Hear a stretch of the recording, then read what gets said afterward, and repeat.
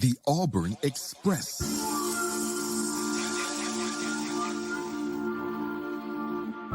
You are now listening to The War Report, Longtown Podcast.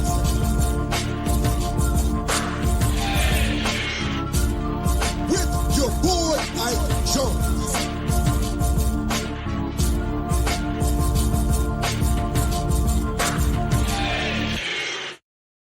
Welcome on in, everybody, to the Lobtown Show, Auburn Express, powered by The War Report. We are here, a little SEC season preview, and I've got my guy, Max Barr, in here to talk a little bit about it. Max, it's been a while. We haven't talked since the last basketball season. First and foremost, how are things going over on your neck of the woods of the internet? Well, it's great now, because I think this is my favorite season preview I do all year. Coming on the War Report. There's nothing like it. Buttering up the host is always great before you shoot us in the foot with all of the Auburn things that you have to say about this team. I like it. But yeah, SEC 16 over there doing their thing. Southeastern 16, excuse me. Doing their thing over there, talking a little basketball all around the conference. We're going to just talk Auburn, of course. And the SEC season is upon us. Only one more non-con game for Auburn. That's Queens. Auburn should win that game to get to a respectable 9-4 before they have to start this SEC season. We'll go kind of game by game like we do as always. But Max, what have you thought about this Auburn team in the non-con so far? Man, it's been a little bit of a roller coaster, hasn't it? It's been a little bit more eventful up and down than last year. I will say this. Right before the season, you get the coaching news, right? And it just huge shock. Whoa. That's right before the season, you're taken back a little bit, and coming off of the incredible year last year, high expectations already, you kind of get your expectations just dropped a little bit, because it's not Bruce anymore, and then that first game, the overtime against Bethune-Cookman, you're like, oh no, starting to get a little worried. But then you bounce back and you had every opportunity to beat Houston. Yeah. Which right now, I think the best win in the SEC, arguably, is Tennessee's win on a neutral floor over Houston. If one possession goes the other way, Auburn could have the best win in the league right now. Yeah. And so, man, up and down, I will say this, though. I got to give it to Stephen Pearl. I've been impressed with Stephen Pearl, the way he's carried himself in post and pregame press conferences, kind of his candidness, his, how he answers questions. It's a breath of fresh air from, I'm not saying that Bruce wouldn't answer questions in a, non-coach speak way, but Stephen a little bit younger. You can tell he relates to the players a little bit more, and he's just a little bit more honest in the press conferences, just kind of calls it how he sees it. And I really respect that about him.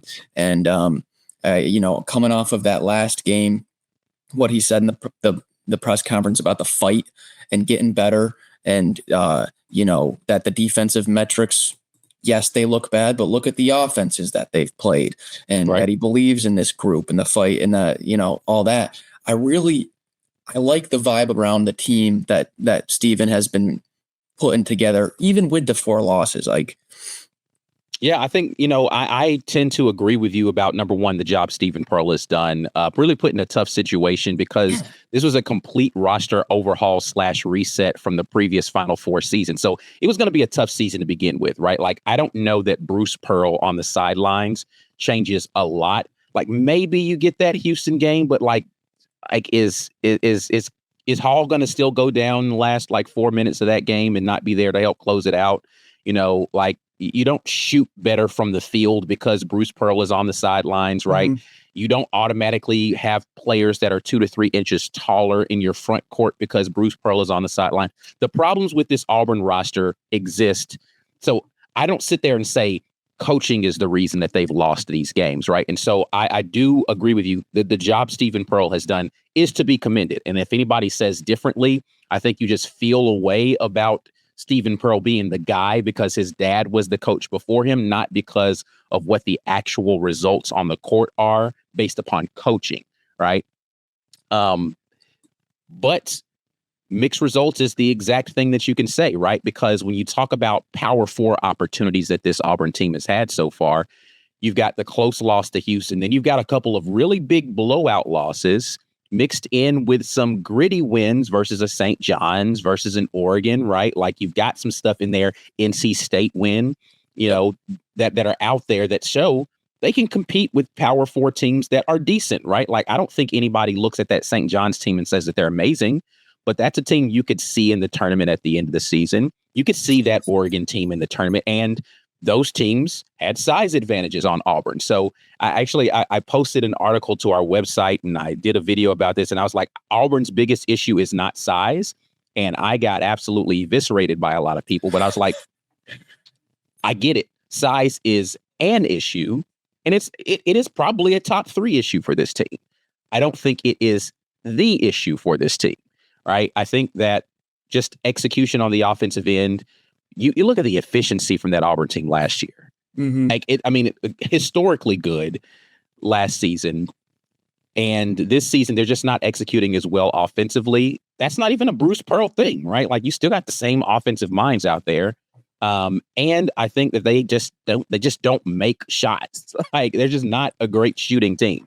So if they could make shots a little bit better, they'd be in more of these games. And even those blowout losses probably look a little bit better. If you go back and look at the percentage of wide open shots that they missed, they probably closed the gaps a little bit more, and it doesn't look as blatantly terrible in the final score there. But again, fans of this channel have heard me rail about this. I'm not going to bore you with my takes on this Auburn team. We're here to hear what Max Barr thinks about everything going down with the Auburn Tigers.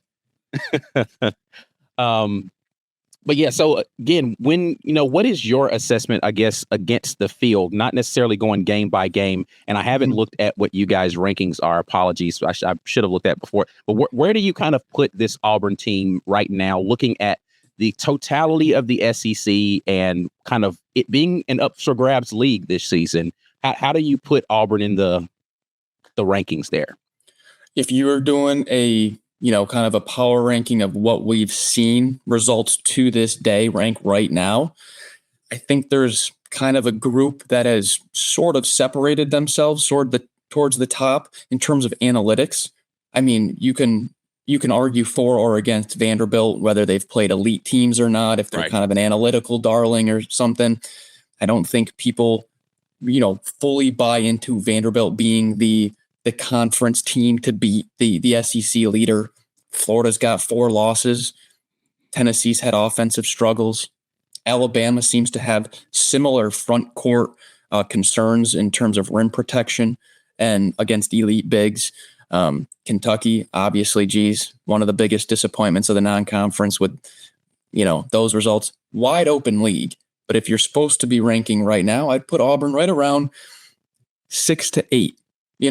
Don't have the elite, 30 points to Arizona. Eye test looks rough. 28 to Purdue. The eye test looks a little rough, but then you also have that, like you said, St. John's, NC State, Oregon, the 1-point game against Houston. You have these little, silver linings that you can hold on to, they competed in this game. They looked good in this game. They had this figured out there. A little bit more questions than some of those teams at the top. But I'm kind of holding out on Auburn. I feel like a lot of people have jumped ship.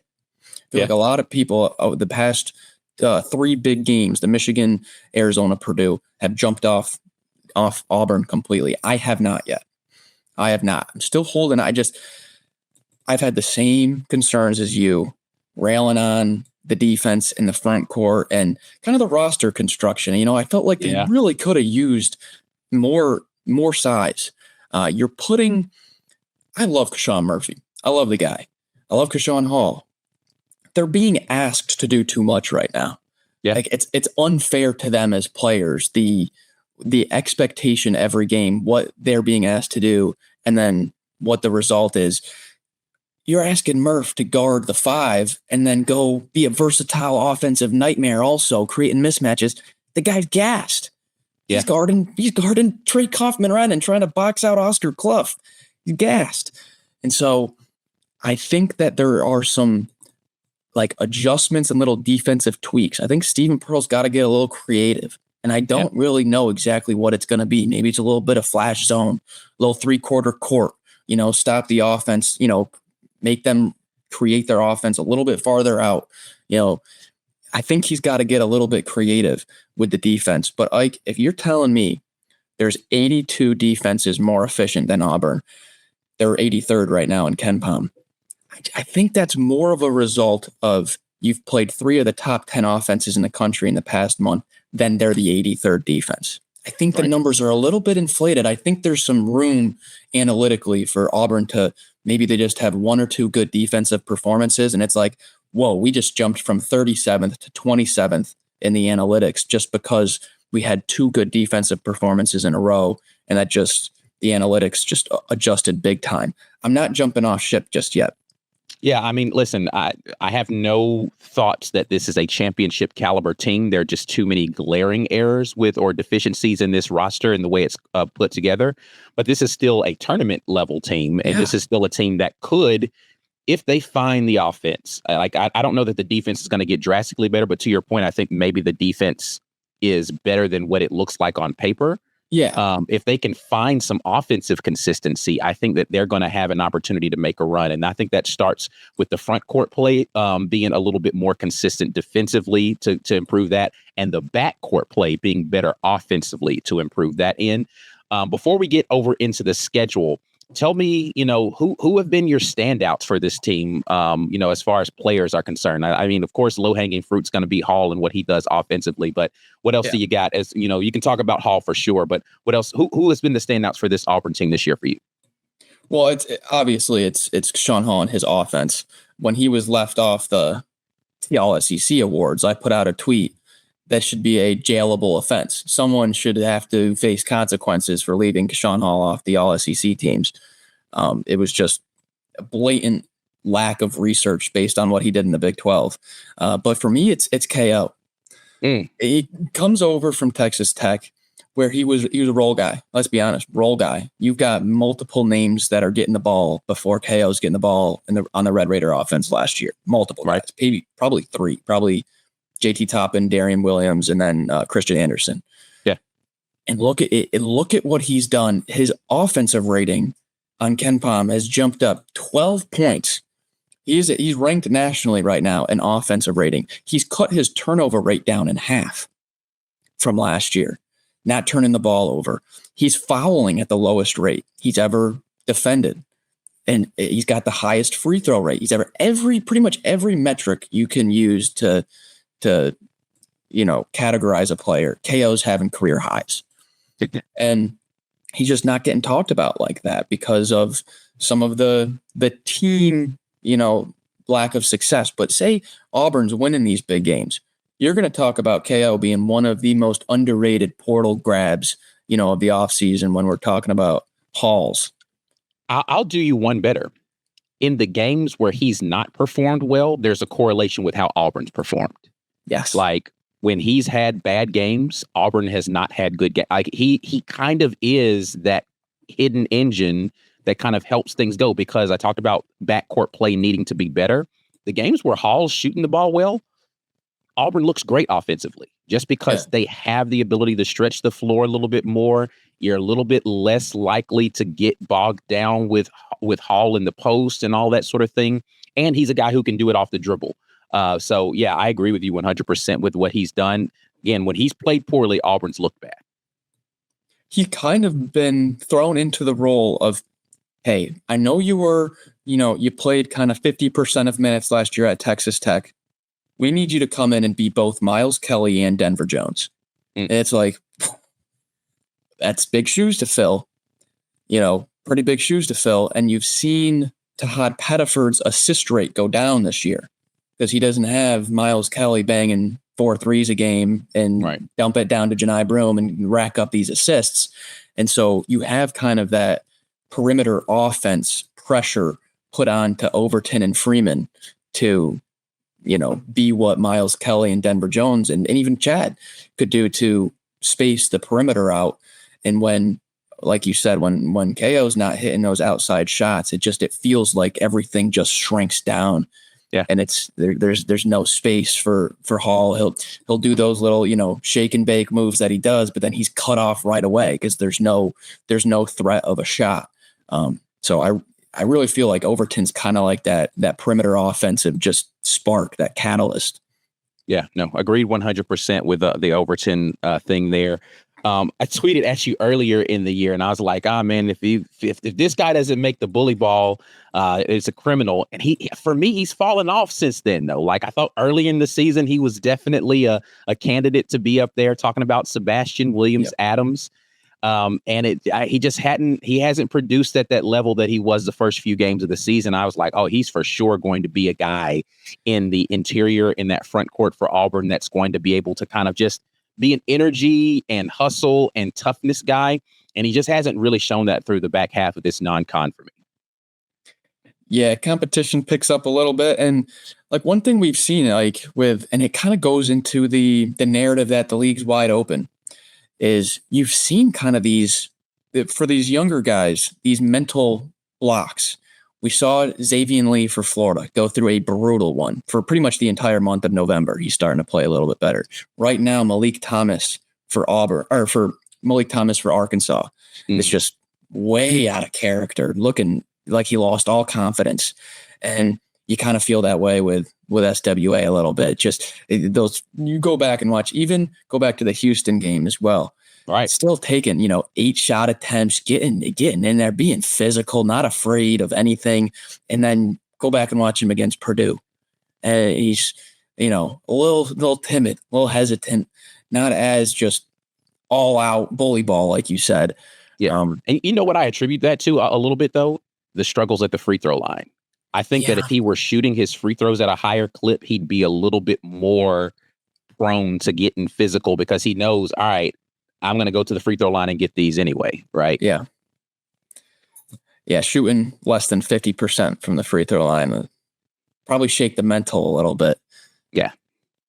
Yeah, it's definitely been one of those things for him. Last thing I'll ask you again before we get over here, you talked a little bit about the assist ratio. Tahaad Pettiford, how have you felt about a guy who was kind of a consensus All-American going into the season, All-SEC kind of guy? How have you felt like his performance has been as being the guy in the spotlight this season? It needs to be more consistent. You see the flashes. You see the big games, what he's capable of. But when you put it into this perspective, like, what does Tahaad Pettiford need to be to make this team better? He's got to be a creator. You can't just say, Tahaad, go score 30 and find a way to get it done. He's got to be making everybody around him better. And I touched on the assist rates earlier, and that's partially due to team build around him. There isn't the elite spacing and shooting, but the offensive rating is down. The assist rate's down. The turnover rate has not gotten better. It's stayed the same. You'd like to see that go better. The 3-point shooting percentage as a whole around the same, but a little bit down. You were expecting to see all these things take leaps.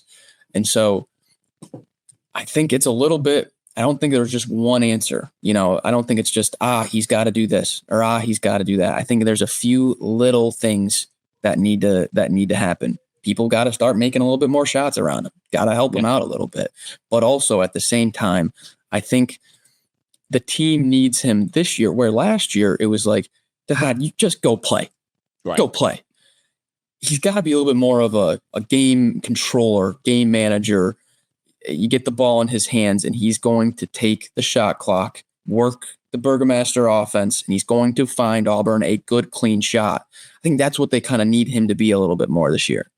Yeah, no, I agree. Being able to control the pace and flow of the game. Listen, when you're talking about tournament teams, you're going to look at the guys who can do that, who can go in from a put the ball in my hands point guard perspective, and whether it is creating the shot for someone else or making the shot themselves, they control the pace of the game. They stem the tide when teams are starting to go on runs. It's like, okay, Tahaad's going to go get a bucket for us, or he's going to go find a bucket for our offense. And he just hasn't, I don't think he's been that guy in those moments for Auburn this season that he seems to be, to your point, last season, where it's like, yo, he would go on these. I mean, he did it one, in Vegas, though. That St. John's game is a perfect example of like, Tahaad went crazy second half versus St. John's. And you just haven't seen enough of that where Auburn needs something, and he's been the guy to find it for them, especially in these bigger games where they've gotten blown out. So we'll see what SEC Tahaad presents, because he did actually start to struggle last year once they got into SEC play, and then picked it up again once they got into the NCAA tournament. So we'll see what the middle of the season looks like for him. All right, we're going to get over here into this schedule, though, because that's what everybody really wants to talk about. Before we do, I definitely want to give a quick shout out to the folks that make stuff like this possible for us this season. That's the folks at the Tax Express. Hey, folks, if it's tax time again, and the Tax Express is here to make it easy for you since 2004, they've helped thousands of clients to stay on track with personalized, efficient tax preparation designed to maximize your return. Whether you prefer in-person service or virtual convenience, they've got you covered. You can book online, upload your documents securely, and relax while they handle the rest. And don't forget, your financial future matters. Ask them about insurance options to protect what matters most. Located at 4144 Carmichael Road, Suite 1 in Montgomery, Alabama. They are IRS authorized to e-file for you. Convenient, reliable, trusted. Book now and relax later. Call 334-578-0264 or visit thetaxexpressmtg.com. Scan the QR code on your screen. You can schedule an appointment, upload your documents, or get directions. The Tax Express, keeping you on track since 2004. All aboard. We are all aboard here at the Auburn Express Lobtown Show. My guy, Max Barr, Southeastern 16, talking a little SEC basketball, specifically the Auburn Tigers, as we head over into SEC play. Max, Auburn starts it off. Tough game. Listen, I didn't know what this Georgia team was going to look like this year. Lost their point guard, lost a lot of the interior punch that they had. Seems like they just went out there and reloaded with a bunch of other tough guys. Like, it's, there's a thing to be said about coaches who understand how to put teams together that mirror their coaching style. And Coach White just seems to do it every year. He finds these really tough-minded guys that are going to go out there and be gritty defensively and beat you up on the interior. Going to struggle a little bit offensively from time to time, right? And it's going to look ugly on the offensive end every now and then, but they're going to find ways to make it difficult for you to score points. Let's just kind of take this in chunks here, right? So we're going to start off. You get Auburn on the road versus Georgia, at home versus Texas A&M, at home versus Arkansas, and then on the road versus Missouri. That first four games, how are you feeling about what's happening there for Auburn? I love the home matchups. I love the setups there. I think Auburn, what we've seen is the teams that they have struggled the most against recently have been really elite offensive rebounding teams that are creating second chance opportunities. And those are just those are killers. You play good defense, offensive rebound crushes you. So Georgia is 15th in the country right now in offensive rebounding. Missouri is 16th. And then A&M and Arkansas at home, both outside the top 50. But the thing with Georgia is they are out of the whole SEC, they're I don't know. Yeah. I don't know. They've got one of the weakest strength of schedules in the country for any high major. Their non-conference strength of schedules, 339 out of 365. The only good team they've played, they lost to in Clemson. They did beat a Cincinnati team who I don't think is going to sniff the tournament. And they beat Xavier, who is outside Ken Palm's top 100 by 1 point. So they, the analytical darling of beating up on these sub 200 teams by 50, it pushes you up the analytics. Your net ranking looks great. You started the season 44th in Ken Palm. You're now 25th. You haven't played a single team, though. The only one you did, you lost to. So, Georgia's going to be, about a 4, 5, 6 point favorite in this game. Yeah. But what happens if Auburn's up by 5 in the first 10 minutes? It's going to look like, is this what Georgia really is? Or is Georgia about to come back because they're actually a top 25 team? They are just my absolute wild card. I really don't have a good feel for Georgia right now.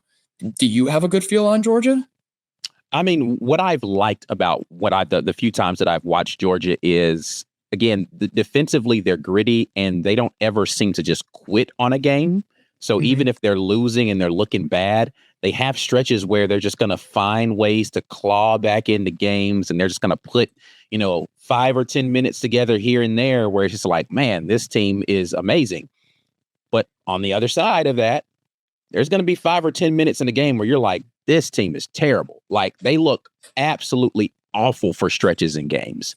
And to your point, they've done that against teams that aren't really that great. Like, again, like final scores be damned, like double-digit wins in some of those games. But there were stretches in those games where you're just like, this team's not very good. They're just not good. And they've got some shining spot. I love Blue Kane and what he's kind of a stabilizer for that team this year. I forget the guy's name. That's the big man for them, but Cyril playing much better this season. As far as just kind of his energy on both ends of the floor. Last year, he was just kind of a rebounding guy for them, and he could score on the interior. He's a much more complete player, I think, this season for them, and they've got some size. But yeah, I to your point, I think Georgia is one of those teams where I don't know what you're going to get game to game for them. I do like them at home versus Auburn because I do think that's going to matter, but. Yeah, I don't know what they're going to be when the season ends. That they could be anywhere from top 5 to bottom 5, honestly. It's honestly, it's a fantastic first game because it's like, okay, are you turning a corner? And is this front court playing with more physicality and more identity and more strength? Because Georgia's number 2 in the country in 2-point field goal percentage. They're only behind Michigan. And so you're like, okay, hey, we get a road game against a top 15 offensive rebounding team who basically has an identical 2-point field goal percentage as Michigan and has a deep bench. All these perceived weaknesses of Auburn in the non-conference will be tested game 1 against a team on a lower level. There is no TKR or Braden Smith on Georgia, so it's like you have that same team build that Auburn struggled with on a little bit of a lesser level. I think it's a perfect first test and tough game to pick though. Yeah. Yeah, no, I'll agree with you. I'm not mad if you're taking the toss up there on that game. We'll put it down as a toss up for you. Toss up right now. But then I like Auburn in the next 2. Yes, Texas A&M is that team. They're trying to figure out what their new identity is as far as new coach, right? Like, this is no longer the Buzz Williams, thorn in the side of the Pearls Texas A&M team at home for Auburn. That's a game where I think from a physicality standpoint, Auburn matches up well enough with them. Their team, I think that, Texas A&M can be streaky as far as their offense is concerned, but I don't want to say Texas A&M is a bad team because I don't think that that's true. But I do think that Auburn matches up well enough with Texas A&M to be able to get that dub. Yeah. Like, just in terms of roster build, they've got, he's a beast. Don't get me wrong, but Rashawn Agee from USC, a 6'8", 230 guy. He's not, he's not going to be putting up 25 points in the post and with footwork like TKR. So a little bit of a shorter front court. And then Mackenzie Mbako, if you familiar with Big Ten basketball at Indiana, he's at 6'9" at the 4, but a bit more of a stretch 4. He's not it's not the too big system that some SEC teams are running. I like that matchup for Texas A&M. They're going to shoot a ton of threes. So I like catching Texas A&M on the road, right? You go on the road against a high volume 3-point shooting team, especially at Auburn. It's going to be Texas A&M's first SEC road game. Bucky McMillan's first high major road game. It's a lot of different moving parts in the first time they've ever been in that position, let alone being at Auburn. I just think that sets up real nice for Auburn. Yep, I agree with you there. Then you get Arkansas at home in that next matchup, which, listen, Arkansas's looked great in the non-con at times. But, that's just going to be listen, Pearl, the second, Stephen Pearl, has already knocked off one of the legends of coaching in his time when he beat St. John's. Is he going to be able to knock off another legend in his first matchup there with the Hogs coming to town? All the analytics sites have that one projected to be about dead even. And you want to talk about a good matchup like Tahaad Pettiford against Darius Acuff. Well, freshman on sophomore, that is just fantastic. What worries me in that game for Auburn is kind of the pressure that Arkansas can put on the rim when they start getting going in transition. You know, if Auburn's not taking efficient offensive shots, Carter Knox, Billy Richmond, even Brazil, whoever, when they get that rebound, they just are flying in transition, trying to get downhill, trying to create contact, be aggressive. And so if Auburn is not making shots in that game, like you said, guys just got to make shots. If that is a game where guys just aren't making shots, it kind of plays right into that Arkansas good defensive rebounding team. You can get a little bit worried, but on the flip side, Arkansas has not had the best luck away from home. All three of their losses are away from home. Lost the Michigan State game, lost the Duke game, lost the Houston game. A lot of youngsters on that squad. They're not the best three-point shooting team on high volume. You know, they make some shots, but they don't take a lot. It's tricky on the road. Yeah. All right. And then Missouri, right? We already talked about Missouri as a team that they're going to rebound, right? Like that's just Missouri's going to rebound, and they're going to play with some pace. And so, what are you feeling about Auburn versus Missouri back on the road this time? Yeah, this is where you're if you do come off of a big time Arkansas win, this is a spot circled for the classic, first big letdown spot. Because let's say you defend home court, okay? You're coming off of that Arkansas game on a big time Saturday, your first Saturday home game of SEC play, you're riding high, and Wednesday game, it's like, oh crap, we got to go play Missouri, who's going to get to the free throw line 300 times and just make it an ugly game. The thing about Missouri, though, is they're just not a good basketball team right now. If they get Jaden Stone back, if they get Trent Pierce back, if they get their team healthy, Javon Porter back, then you can start to reassess Missouri. But right now, without Jaden Stone, without Trent Pierce, there is just there's no perimeter offense whatsoever. And I think that's a game where Stephen Pearl can do some things defensively, throw in some zone against this Missouri team. And I do think this is a matchup that even though Missouri does rebound, that's all they do. I mean, there's really not much offensive efficiency there. We talked about, again, I've made the point that I don't think that size is the biggest issue for this Auburn team. When you go and you look at the teams that have obliterated them, go look at how well they've shot the three in those games. And it's been the combination of the two, right? Mm-hmm. Like, it's not just we have good interior post, whether it's rim protection or being able to rebound. It's, man, we're punishing you for not having solid defensive rotations at the three. And, stepping up, like even in that NC State game, right? Like NC State stepping into threes off a transition, and that's really what kind of kept them into that game. Auburn struggles to defend the three. Teams that don't shoot the three ball really well kind of play into the way that Auburn plays defensively right now, unless you're going to be, I'm talking about running pristine stuff to get twos. Like you've got to be connected offensively in order to kind of puncture what they do defensively. But if you can shoot the three, you're gonna, which is why that Texas A&M game is a little weird, because they can shoot the three ball a little bit, right? Can they do that enough? I just don't know if interior. Anyway, we've already moved past that game. But yes, I agree with you with this Missouri matchup.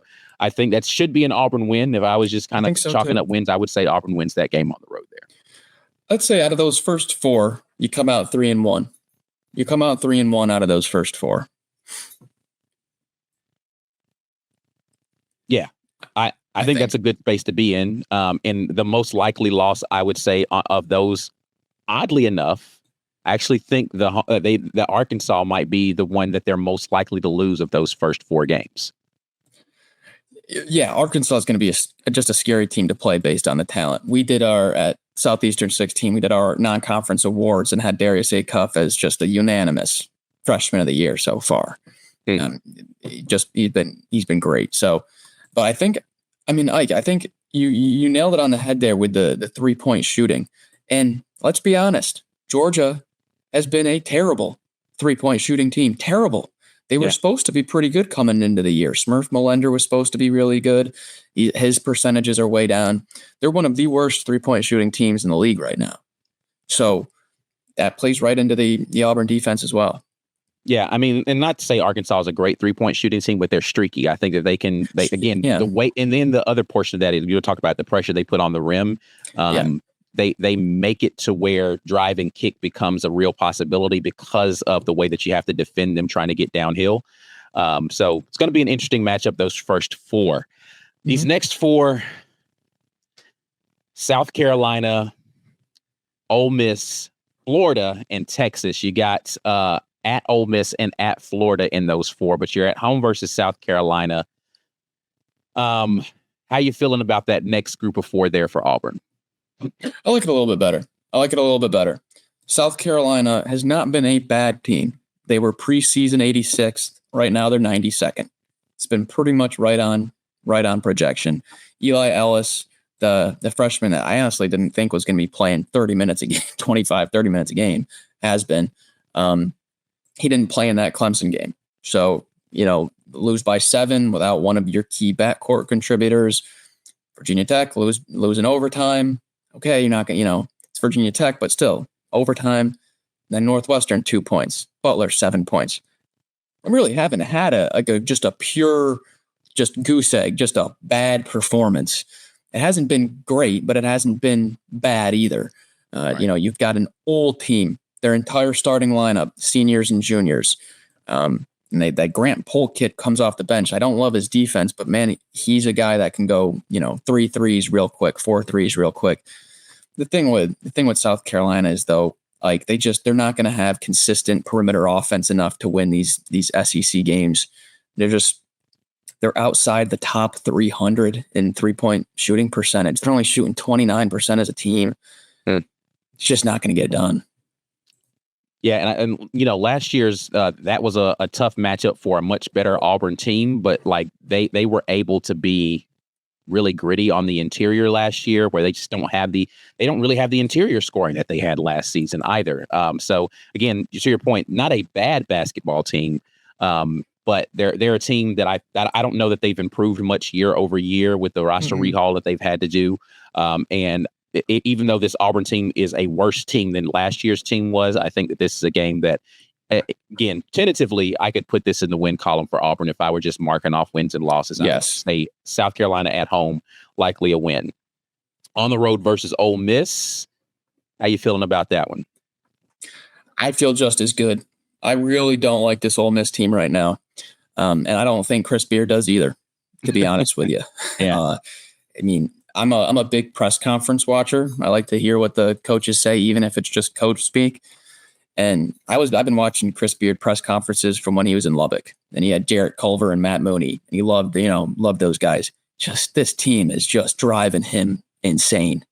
He can't get effort from his guys consistently. Switching starting lineups. There's no consistency. I'm sure you saw the clip of AJ Storr being cut off in the press conference when a reporter asked him, how can you change your effort? And Chris Beard just cuts him off and play different guys. We'll play different guys that want to play with effort. It's like there's something not clicking right now with that roster. Yeah. And even though it's at home, no one's showing up to these games. If you've seen these pictures of the Rebels home court, there's a lot of seats open right now, and I think you'd be catching Ole Miss after they're going 2 straight road games at Georgia, at Mississippi State. Probably not going to be the Rebels in a good spot. I like Auburn there as well. Yeah, and you don't like last year. Ole Miss was kind of a up and down team, of course, and they had their opportunities, and. No disrespect to the fans over there in Oxford, but they are a bit fair weather when it comes to the way in which they support their sports in general, not just basketball. It's like that in football as well. And you don't have the star power of, a number one ranked Auburn team coming into town to kind of give you the juice for that game that you would have had last season when your team was not looking like they were going to win the game, but it's like, oh, we're going to show up because Auburn's in town. It's not the same Auburn team marching into town. I don't know that you're going to get that same kind of juice there in the pavilion for this one. I tend to agree with you about how that game likely will go, just because they haven't found it yet. Again, talking about an Auburn team that hasn't found it yet either, right? So it's not like a guaranteed dub, but I do think that Auburn has a little bit more in the tank right now to be able to go out there and get the win on the road. Next game. Go ahead. Oh, my bad. Go ahead. What were you going to say?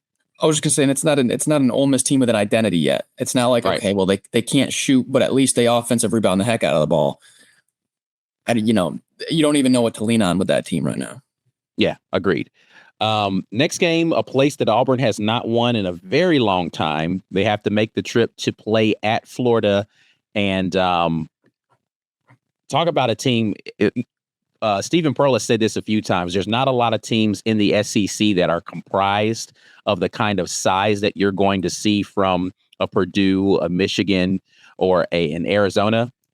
Florida's one of those teams that's built like that, where they've got monstrous front court guys. Again, this season, it's the same group, right? It's not like they reloaded a different group of, 7-foot beasts. No, it's the same guys that were out there terrorizing the SEC last season. Mixed bag in the backcourt, right? You don't have the kind of ethereal stars that you had last season in the backcourt for them, but still a very good Florida team. How you feeling about Auburn getting the monkey off of their back in Florida? Or are they going to have to wait another year? They might have to wait another year, but Yeah. This is not Florida of last year. Very beatable Florida team. But I do think that I'm kind of buying low on Florida a little bit, just because of honestly what I just said. Ole Miss doesn't have identity. Yeah, exactly what you're going to get out of Thomas Houck, from Alex Condon, from Ruben Chinyelu, and Micah Hanlockton. Those four guys rotate in the front court. You just absolutely know what they're going to bring. The problem with Florida is sometimes Boogie shows up, sometimes he doesn't. Sometimes Savion Lee hits 4 threes, sometimes he goes 0 for 8. And that's been what's been holding them back, clearly. And there's really no game or string of games to look at for Florida right now and be like, well, Boogie's got it figured out. He's got his perimeter offense figured out. He's going to be putting up a few threes every game. Haven't seen that yet. So, like, in terms of Auburn's weaknesses, Florida does have some strengths in those areas. And it's like, that's going to be a tough matchup for, whoever it is. Is it Sean Hall that's got to guard Alex Condon? Is it Philip Jovic that's got to go? I mean, that's a tough guard. Yeah. So, and you're also catching, this is a Saturday game after Florida plays LSU at home on Tuesday. Florida's probably going to be riding high off a huge Tuesday home win, getting back-to-back home games. That's actually going to be their second big Saturday home game. They have an early home game against Tennessee. So it's only the second big home game and honestly, January 10th, Saturday, I don't even know if students are back yet. That could be the big time first Saturday home game for Gators fans, Gators students to go to. So you're catching them in a tough spot. But let's be honest here, Ike. This is a beatable Florida team. You go in there and you have a excellent front court effort, and maybe a few of those bunnies, Condon and Chinyelu, usually hit around the rim. Maybe they pop out, and you're in the game, because Florida is not a team that's going to, like, they're 339th in 3-point shooting percentage. I mean, yeah, it's not a great perimeter offense. Yeah, I think that, again, the problem for them is going to be the depth of the front court of Florida, right? Like, it's not just the size, it's the depth, right? Like, you can rotate 4 guys through there that can absolutely punish anybody in Auburn's front court that you want to match up there. It's not a great matchup for Auburn in that regard. The offensive glass is going to be probably the story of that game, the way that Florida can go and attack that. But yeah, to your point, though, because they don't shoot the 3 ball well, I don't see it being a blowout, but I do see it being a situation where Florida can pull out a victory there at home. I don't like Auburn's chances in that game. Right now, I'd put that as a win for Florida. Me as well. Texas is the next matchup there in that group of 4, and you're going to get them at home this year. Texas, another one of those teams that, like, mixed bag so far this season, right? They've looked good in some games. They've closed out some games in a pretty ugly fashion. Like, Marks is still, a really good player there for them, but he's had his moments where he hasn't looked so great this season.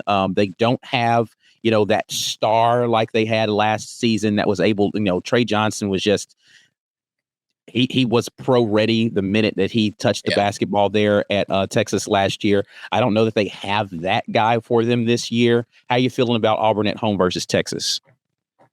I like how you catch them at home, because Texas right now is second in the nation in free throw rate. They get to the line in a ridiculous amount. Matas Foki-Titus, their center from FAU, is number 1 in the nation in free throw rate. He gets fouled per 40 minutes at a higher rate than anyone else in the nation. He's got games of 21 free throw attempts, 14 free throw attempts, multiple games of 12 free throw attempts. Between him and Keyshawn Hall in this game, then we should just see a parade to the free throw line. That's what I think. This might be an ugly game, and that's why I like you're catching it at home. If you were going to Texas, and you can see Murph picks up a few early fouls, Sean Hall picks up a few early fouls, you're on the road. It's a gritty game. Neither team can really make outside shots consistently, and it just gets bogged down. Gross game. I like that it's at home. Get that home court whistle. And honestly, by this point, you're coming off of a Florida game that we probably think is going to be a loss. You just played back-to-back road games. You only played one home game in the past 14 days, and that was South Carolina. This one's going to be, it's a Wednesday. It's going to be popping. I like Auburn at home here to take this one. I think it's gross. It's going to be a nasty game, high free throw rates, tough to score, but Texas doesn't have the perimeter offense. Like you said, Mark has been a steady hand in the SEC lately, but I mean, if you look at their 3-point shooting, Texas only has one player right now that's made more than 17 threes. That's Jordan Pope at 37%. They don't have the perimeter offense to supplant that free throw rate. I like that it's at Auburn. Yeah, I mean, listen, I agree with you. I think that Auburn at home versus this team can get the dub there. Yeah. Listen, the optimistic orange and blue glasses here would have Auburn only with 2 losses at this point through 8 games of the SEC season. A Florida loss, and then you drop one, either that Georgia or that Arkansas game early in the season, but you can get dubs, I think, in the rest of those games. So you might be 6-2 at this point in time through 8 games there in the SEC season, which is not bad, but it's going to get worse here in this next stretch, because I think that this is the toughest stretch of the SEC season for Auburn. You've got Tennessee at Tennessee. You get Alabama at home. You get Vanderbilt at home, and then you get the rematch at Bud Walton this time versus Arkansas. This is the season-defining stretch, Ike. Yeah, I listen. If they come out of this stretch with a win, I think they've done a good job. Because this is tough, man. Like, at Tennessee is always going to be tough. Yeah. At Bud Walton's always going to be tough, and the 2 home games you're getting them versus teams that can just flat out shoot the basketball, man. Like, even though it's at home, like that's tough, man. Alabama and Vanderbilt sandwiched between those 2 road trips. It was a tough stretch, man. Probably going to be underdogs in 3 out of the 4, possibly all 4. Yeah. So to come out with 1 win, I'd say coming out with 1 win would be like, all right, we got through the stretch. 2-2. Success. 2-2 out of here, success. Going to Tennessee, honestly, with the way that this year's Tennessee team is built, bad matchup. Just like Florida, they've got that front court rotation. It just doesn't stop. It doesn't quit all game. Felix Okpara takes a seat. Here comes J.P. Estrella. Jalen Carey takes a seat. Here comes Dwayne Brown, who's played really good for a freshman. And if they want to go a little smaller and spread the floor a little bit more, throw 6'10" Nate Amen at the 4. I feel like Auburn's going to struggle against those versatile offensive rebounding front courts, and Tennessee just happens to be the number one offensive rebounding team in the country right now. Yeah, and then you know what you're going to get from a defensive effort from a Tennessee team. They're just tough, gritty. I do not like that matchup for Auburn, again, particularly when you're going on the road to do this, man. Like, it's one of those games where you're just like, I don't know how you get this win. You can figure it out maybe, but I can't see it today. Well, the thing about Tennessee is you do have that. You have that foundation, that identity, right? That defense, that front court, the offensive rebounding. As good as that is, they do have games where, hey, if you just take away Jacoby Gillespie's offense, if you just you make him into a passer, and make Amari Abram beat you, make Ethan Berg and Bishop Boswell hit a few threes, and give Nate Ahmet, his 15, and make the other guys beat you. Tennessee is a team where you can get a 60-62 loss against Syracuse just because you can't hit shots. Which again, that's on par for the course for a Tennessee team. For some reason, they just find games where they can't buy a bucket. If you get, you go on the road in a desperate situation, it's the first of a 4-game stretch that Auburn knows is going to be the hardest all season. And it's like, hey, if we can steal one here on the road against a team that we know has offensive inconsistencies, oh my gosh, this is going to help the rest of our season so much. So I'm going to say Tennessee wins that game, but I won't just go and write it off as no way. Yeah. Tennessee. No, I mean, honestly, when I look at this stretch of 4, the only game that I would solidify, honestly, in these 4 games where I'm just like, I don't know how Auburn gets this done, is on the road at Bud Walton in Arkansas. Like, that's just that environment. And again, just kind of, you've already played that team once. If you happen to get the win the first time, I don't know that you go on the road and get the win the second time, just because they'll be fired up to get the revenge factor there. If you lose it the first time, I think they're even more confident at home the second time. I just don't know how you beat that team twice in the season. You might take an L to them both times. These other 3 in that stretch, I would put in a more of a toss-up category. The only reason I'm leaning Tennessee in this one is because it's at home. But I think that, honestly, again, Vanderbilt on paper looks great. I don't know that they're built to beat Auburn in the way that some of these other teams have been. And Alabama's absolutely not built to beat Auburn unless they go crazy from 3, which they are absolutely capable of doing. Then Auburn has an opportunity to steal that game as well. How are you feeling about those other 3 there?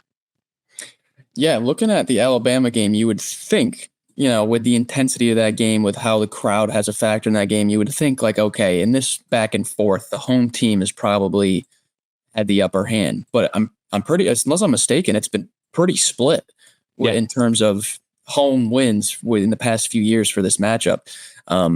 So the thing with Alabama is what have we been talking about with Auburn is one of their biggest weaknesses, rebounding, right? Yeah.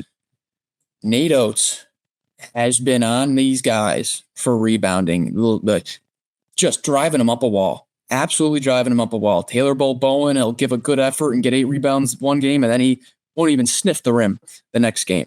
This is not an Alabama team that's going to come in and earn multiple second chance opportunities, keep Auburn off their offensive glass. No, not at all. Not at all. So last year, with kind of the size in this matchup, we're circling Broom against Big Cliff and Grant Nelson against Dylan Cardwell and Cheney Johnson. And now it's like kind of wash the front court. This is pretty much backcourt on backcourt. Who steps up? Is it Tahaad Pettiford against LeBaron Philon? KO against Aiden Holloway? Yeah, the wings there. It's pretty even in my eyes at Auburn. And I might go with I think what I did last year, like with this match, is I said, all right, I'm just going to split them and I'll go with the home team. I'm pretty sure that's what I did last year with this. And it was the exact opposite, where it was the exact opposite to those games. Yeah, which again, I think that's a fair thing to say, is like you would think the home court advantage gets you something there in both of those matchups, and maybe it does, maybe it doesn't. But I think that the revenge factor, I think, is the bigger thing in this one. Whoever wins the first one, the other one's looking to get the revenge on the other side of that. And I do think that Auburn has an opportunity. I mean, LeBaron Philon to me is one of the best guards in the country. I don't know that he gets enough praise for how good he is. You talk about a guard that maybe he's not the best shooter in the world, but he makes big buckets. And, what we talked about earlier with Tahaad Pettiford about just being able to control the game. LeBaron Philon does that better than I think most guards do, just being able to find shots for other people or good clutch shot making for his team, getting to the free throw line, shooting a high percentage. I love what LeBaron Philon does there for that team. Yeah, I would, if I had to pick a non-conference SEC player of the year, I think I would pick Philon. His analytics are incredible. I'm pretty sure in KenPom's player of the year rankings, Philon is the highest guard ranked. I think he's above Purdue's Braden Smith right now. I mean, it's early. Analytics are what they are, but I mean, yeah, it's been undeniable. Honestly, like between those two games, Alabama and Vanderbilt at home, I have a hard time believing Auburn loses back-to-back home games, no matter who it is against. I mean, when's the last time that happened? You know what? I don't know the answer to that, but it feels like it's been a very long time back-to-back home losses for Auburn. Yeah. Right. And so say you do drop the emotional game against Alabama. You only got one day to prep for Vandy because that's a Saturday to a Tuesday.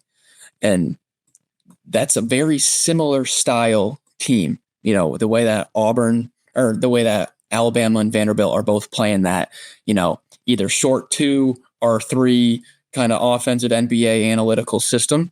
If it was Alabama and then Tennessee at home, or, Florida and then Alabama, where it's like, okay, we're going against an NBA backcourt here, and then we got to face an NBA front court with only 1 day prep. It's like, okay, I could see how they drop both these home games.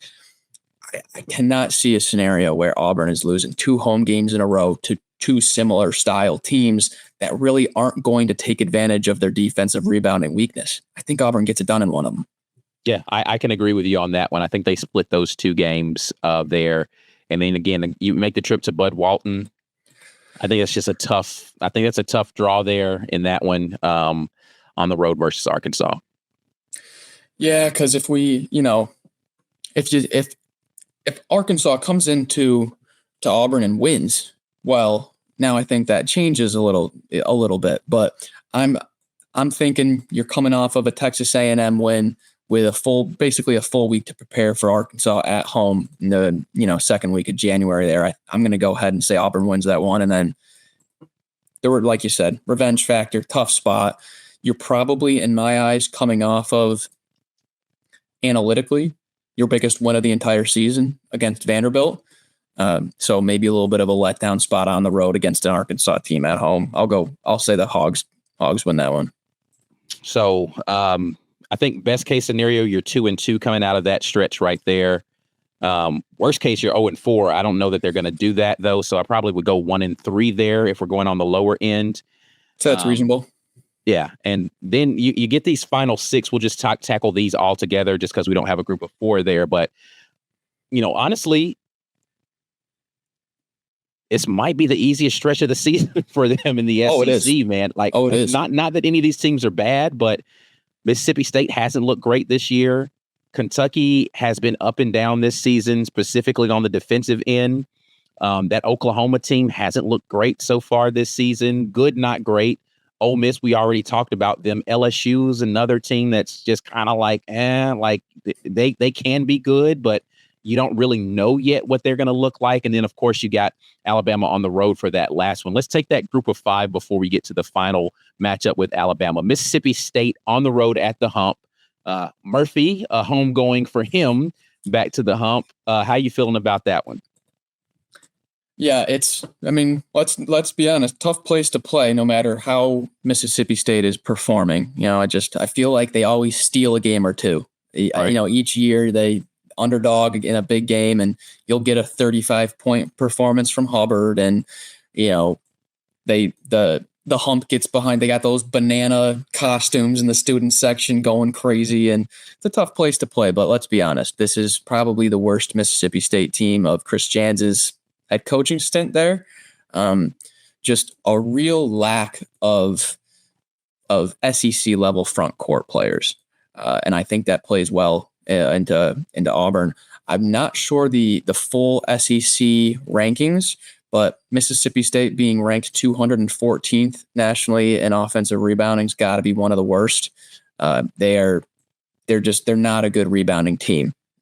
This Mississippi State team is so unlike a Chris Jans team this season. So unlike. They're not defensively together. And last year they had moments where they looked like that, where it's just like it wasn't coming together defensively for them.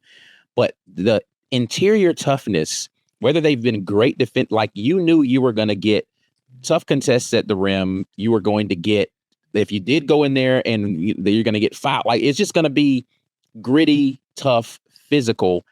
They don't play like that so far this season. No, and the thing about Mississippi State is you look at the last few years and they've had like a leader in that category, whether it was DJ Jeffries, Jimmy Bell Jr. coming in and just being mean and aggressive, and then obviously Cam Matthews past few years, just an intimidator, an aggressor. They don't have, Quincy Ballard was supposed to be that, and he hasn't been bad, but he hasn't been elite, hasn't translated that well.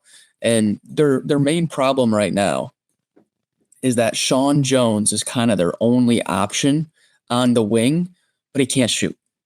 And Chris Jans has even came out and like said about Sean Jones. He's like, listen, if you're going to be open, you're going to be open for a reason. So either take the shot and make it or stop shooting because it's hurting the offense. And it's like when you're in a press conference talking about a senior starter and you're like, you're being left open for a reason, stop shooting. We're not in a great spot. I don't think this is a tournament team for Mississippi State. I don't think Chris Jans is on the hot seat or anything. I mean, Mississippi State, really tough job, and they've done well there the past three years, but I think this is his worst team there. Yeah, agreed with that. Kentucky back at home, Mark Pope and his Kentucky squad that, listen, Mark Pope has never been known as a defensive coach, and this team is not going to fool anybody for being a counterfeit Mark Pope team that plays well defensively. The disappointing thing is offensively, they haven't been super efficient either. Like they've been good, but like the effort just hasn't seemed to be there consistently for this Kentucky team. You're going to get them later in the season. Maybe they put some more things together and, always play. I don't know, but how are you feeling about the road trip there for Kentucky inside of Neville? I kind of want to give Kentucky like a little bit of, they're probably going to be better, but they're going to be better by that point with JQ healthy and everything. But you just saw them have a great defensive effort against a St. John's team who, was it a great defensive effort, or does St. John's just have no clue what they're doing on offense? Or maybe a little bit of both. Right. Because then you turn around and you let up 85 points to Bellarmine. You're like about a 40-point favorite in that game, and you only win by 14. It's like, all right, well, maybe the defense isn't all the way back, and we still got some more work to do. So in my mind, I'm kind of just like, I think Kentucky's going to be a better defensive team by that point.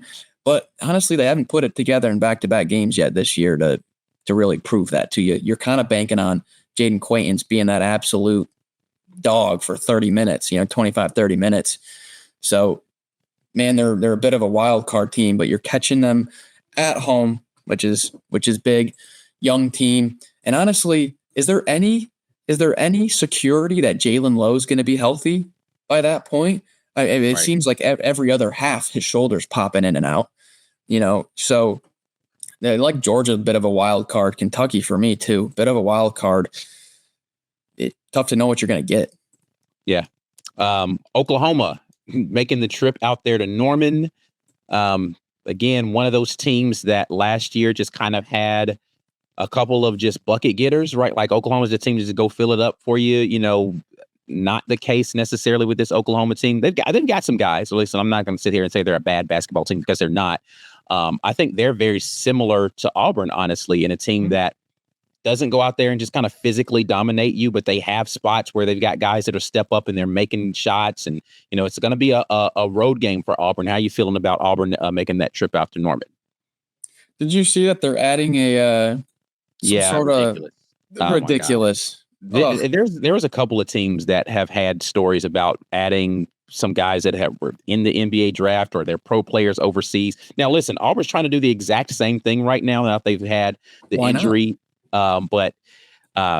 Yeah, it's crazy what's happening right now in this era of basketball where at the break, you might get a pro player that's just hasn't been. I'm like, man, does Dylan Cardwell have any eligibility left? Let's see but he's played in the NBA. That's probably not a possibility. But Shaney Johnson, you come on down. I don't know. What are we going to do here? But yeah, how you feeling about that road trip there? Feeling good. It'll be a fun game. That'll be a non-intimidating game. That's going to be basically, like you said, if you're looking at analytically, this is the same team. Around top 25 offense, outside of the top 75 defense. It's a team that has players that can heat check. Nigel Pack, Xavier Brown, they can go off on any given night. And then they don't have the front court consistency.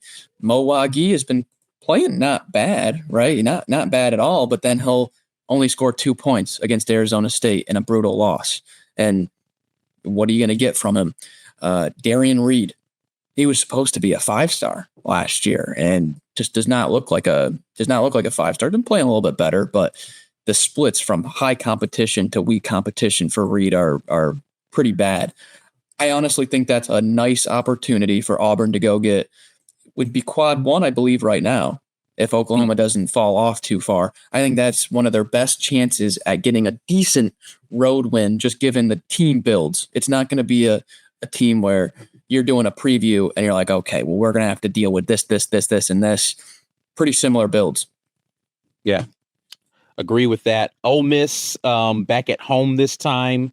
We've already kind of talked about this Ole Miss team this time being at home. I would chalk it up as a win right now for Auburn. How are you feeling about that one? Yeah, I think it's a sweep of the Rebels this year. LSU, first time we've talked about the Tigers, but they are making the trip there inside of Neville Arena. How you feeling about that game? Feel bad for them with losing Jalen Reed, especially after his injury last year. He was on that comeback tour. I think the thing with LSU is they've had a little bit of a better strength of schedule than Georgia, but not by much. And in that big test against Texas Tech, that it was ugly. I think LSU might be a tournament team, but like also if they lose a few games and they don't look good losing them, they're easily not a tournament team. They really don't have that resume. So I'll say I think you catch a nice win there against LSU. They don't really have anything outside of DJ Thomas. Max McKinnon, is he going to be an SEC starter? Is he going to be the guy there? I'm not sold. I think Auburn has some major advantages there on the wing.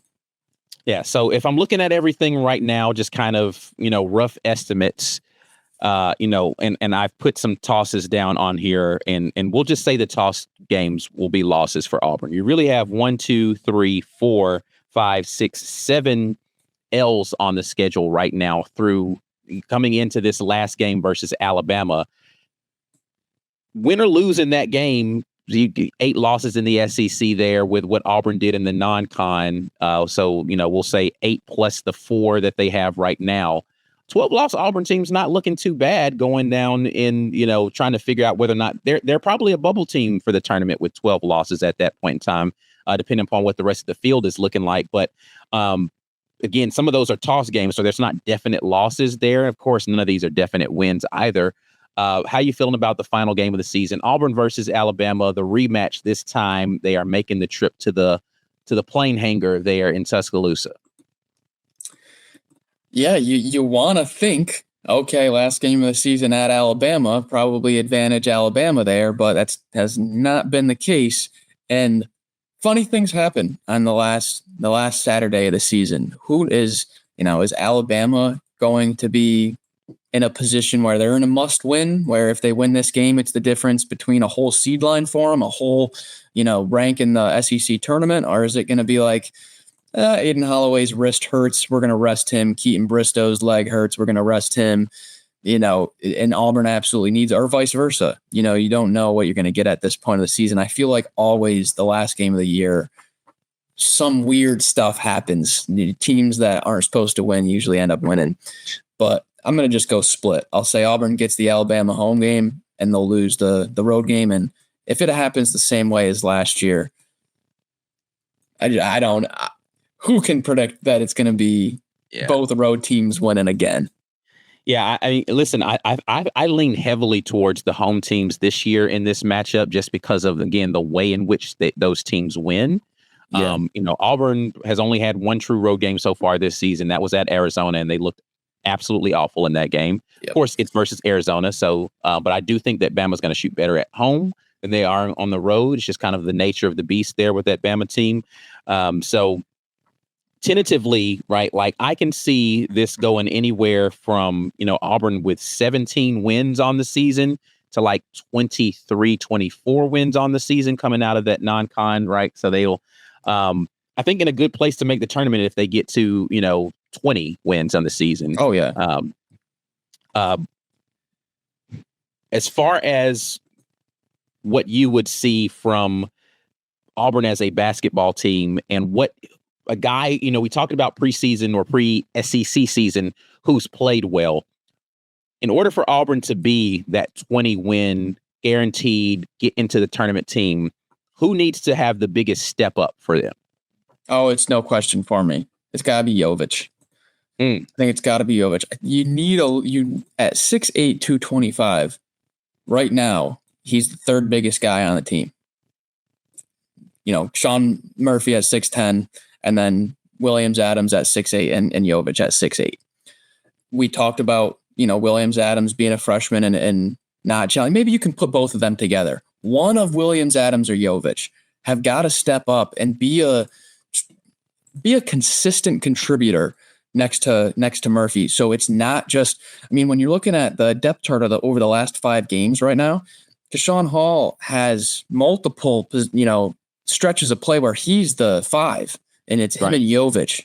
It's like, if we can get that to where Keshawn Hall's a little bit more in his role as a big guard, doing his versatile stuff, and it's more of a Keshawn Murphy and then Jovic / Adams in the front court, then you can start to get that front court identity down a little bit more. I'll go with one of those two guys, maybe a little bit of a cop-out answer, but one of those two guys has got to step up. Yeah, no, I actually agree with you a lot about it being some other front court player not named Keshawn. Right. Like, it's got to be whichever one you want to put out there front court. It needs to be one of those guys that finds a way to be 12 to 15 minutes of solid. We can take one of the Keshawns off of the floor and you've got really good production from your front court. And I'll add to that. I do think that some guard off of that bench, somebody, right? Like just come in because and be a stretch the floor guy, right? Like, I thought coming into this season, you were going to have an opportunity to see Bashir come in and be like instant offense for Auburn off of the bench. And, injuries have been a big part of why he hasn't played a lot so far this year. But even when he was in there earlier, he didn't seem comfortable. He needs to be a guy that can just come in and be instant offense for you, where it's like, okay, he's in the game right now, alert, right? And he just hasn't been that guy for this team so far this season. And the other guy, honestly, he came in first game, touched the floor. He went out there and shot 5 threes. And I was like, okay, maybe there's your spark off the bench. And you just haven't really seen enough of him later after that because he came back off the injury, Simon Walker. Hopefully Walker can be a guy that can come in and give you enough defensively where they feel comfortable playing him. But he absolutely is a guy that can stretch the floor as far as his ability to shoot the 3. And if he can play well enough defensively, then he'll have an opportunity to play some heavy minutes in SEC play for this team as well. We didn't mention Caden Magwood. He's got some good analytics, but just the analytics are tough to, go on for bench guys because, say you play 10 minutes and you have 2 assists, your assist rate's going to be pretty high, but it's because you only played 10 minutes. Do you see any area where maybe to help the offensive efficiency, you play the kind of the 2-point guard look together? A lot of teams have gone to that, but then you sacrifice so much defensively on the other end.